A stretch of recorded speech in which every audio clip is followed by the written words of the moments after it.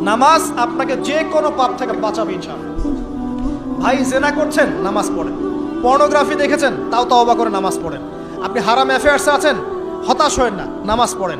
গোনা ছাড়তে পারছেন না, নামাজ পড়েন। সুদ খাচ্ছেন, নামাজ পড়েন। আপনি পতিতালয়ে গিয়েছেন, নামাজ পড়েন। বেপরদা চলছেন, তাও নামাজ পড়েন।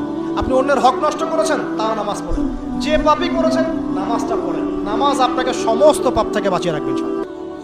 ইনশাআল্লাহ আস্তে আস্তে ইনশাআল্লাহ দেখবেন সব পাপ থেকে আপনি দূরে চলে আসছেন ইনশাআল্লাহ তাআলা। মানুষের সাথে খুব বেশি মেলামেশা করবেন না। মানুষের সাথে খুব বেশি মেলামেশা করলে ইবনুল কাইয়িম রাহিমাহুল্লাহ বলেছেন অন্তর কঠিন হয়ে যায়। কারণ মানুষ আপনাকে গীবত করাবে, হ্যাঁ, মানুষ খারাপ কাজে নিয়ে যাবে, বেফাস কথাবার্তা বলবেন, হয়তো বেফাস কাজ করবেন, ফুজুল কি বাদ করবেন। এগুলো করতে গিয়ে আপনি দেখবেন অন্তর কঠিন হয়ে গেছে। এত বেশি মানুষের সাথে মেলামেশার দরকার নেই, প্রয়োজন যতটুকু অতটুকু করবেন।